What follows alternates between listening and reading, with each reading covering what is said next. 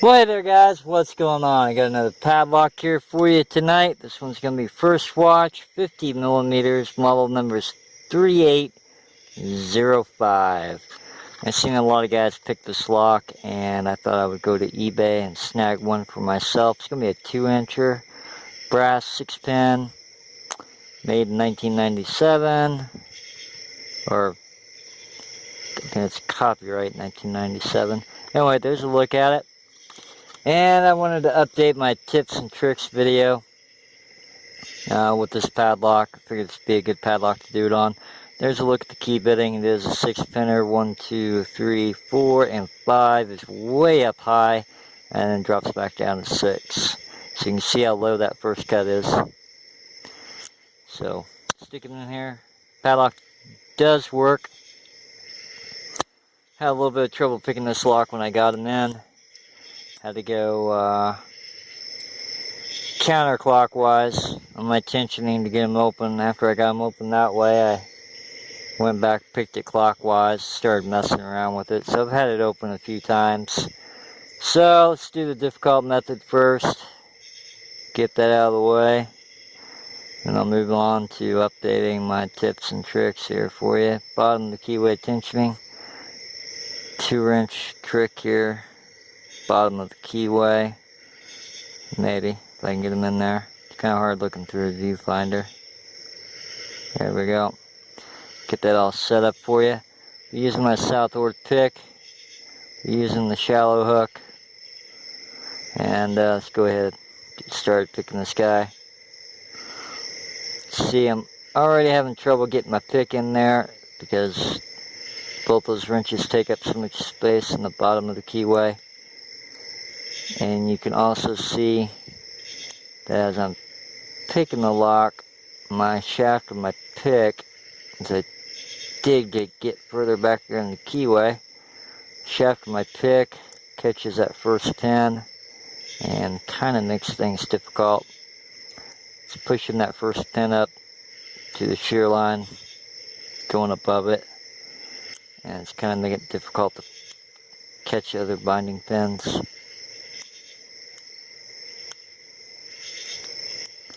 So it all kind of depends on your binding order, but it can be darn near, I don't want to say impossible, but depending on your binding order and the cuts on your key, it can be rather difficult to pick a lock like this sometimes.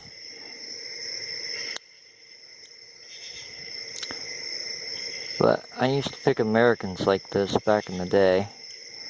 And then I got some Peterson Pry Bars on top of the keyway tensioning. And that opened up a lot more padlocks for me. Alright, I got it all set.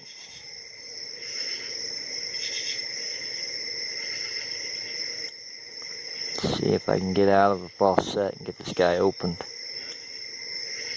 Got another click on something. Another little false set.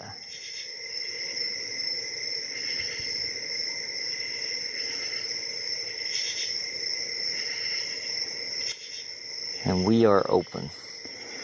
So, it didn't take too long, about 3 minutes. So let's try the other method. So there it is, unlocked. Going clockwise. Let's use a Peterson Pry Bar and let it go ahead and go counterclockwise. Top of the keyway inverted using just a standard short hook. Right off the bat, you guys can see that frees up the bottom of the keyway, so it gives you plenty of room to get your pick in there, and you're not having any trouble reaching any of the pins. And so it kind of makes it a little bit nicer because now you don't have to vary your tension as much, because you're not your pick's not inadvertently bumping pins that you don't want it to bump. So it gives you a little bit more control when you're picking.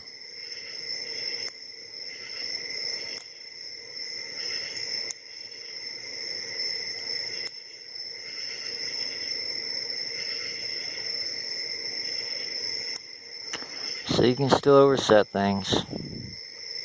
You can still have problems, but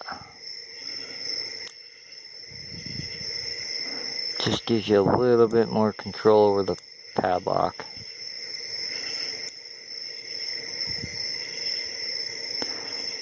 And I actually think I overset something. Maybe not. Keep messing with it, keep checking here. Yep. Release, let a couple things drop back down.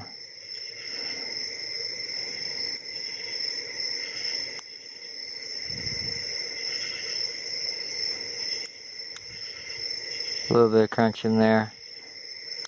Pin number 1.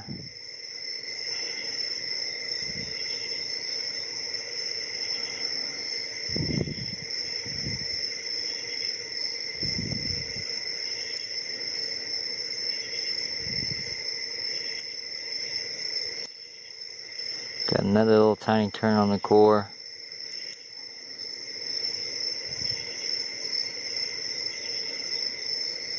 Back to pin number 1. Felt like pin number 2 there, a little bit of counter rotation. That's going to be pin number 4. Oops, slipped off pin number 5, and we are open again.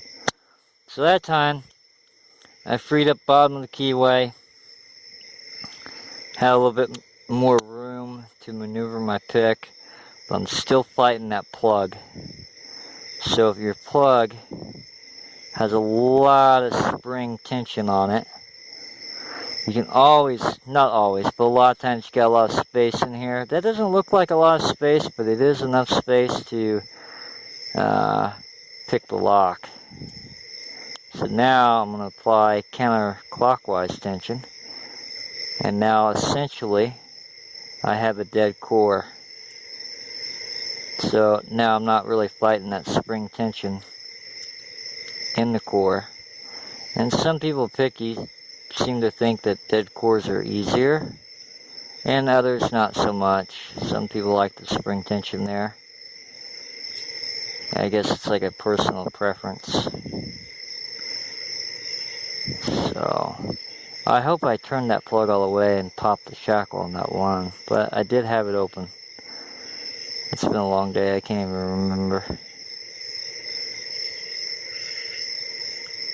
But yeah, you definitely feel every little thing now when you get rid of that spring tension. You feel all your counter rotations in and out of false sets.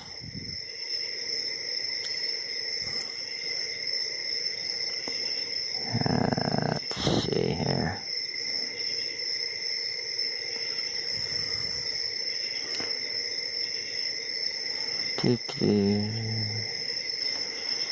I may have to change my grip, but I'll try to get it open.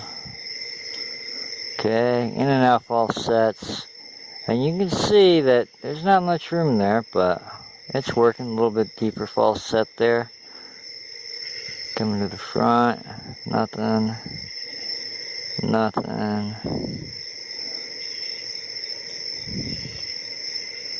Try the back.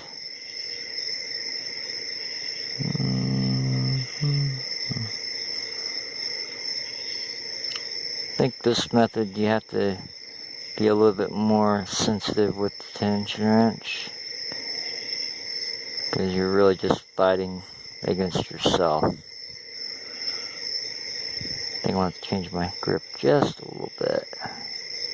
Yep, I want to change my grip just a little bit. Alright, there we go. So, man, I can't even remember if I said anything in the beginning of this video or not. I was talking to an old master locksmith that I knew, and I'm not sure if I got this technique from him. He talked about it doing deadbolts this way. He'd pick them over to the lock direction and use his plug spinner, spin it back around, and then he would talk about doing car locks that way. And don't ever remember him telling me to do padlocks that way. So, out of curiosity, I got kind of bored and looked up David Storm.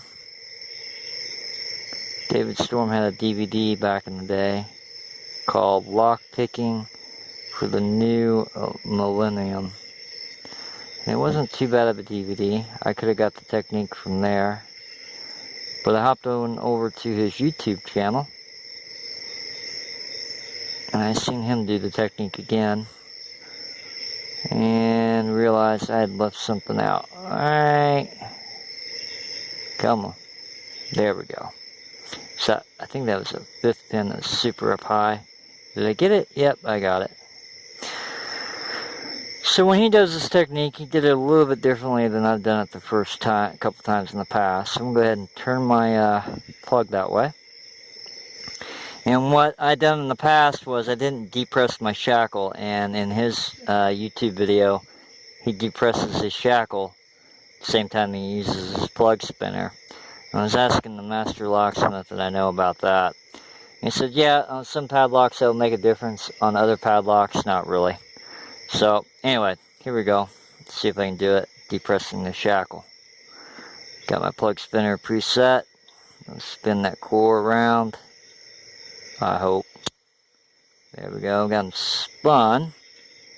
And there we are. So, there's 3 different methods for you, an update to the tips and tricks video. I said in the past, I would just spin the shackle, or spin the plug around. David Storm was doing the technique. I seen one of his videos where before he spun the plug around, he would depress the shackle. And I guess in some cases that does take a little bit of tension off the core, but in other cases it doesn't. But anyway, just a little update for you guys, tips and tricks. Wanted to get this padlock squeezed into my little video sessions. As always, guys, thank you for watching. I hope that helps somebody out. As always, you guys have a good one. And if you need some lockpicks, check out Southord.com. And I'm going to bed.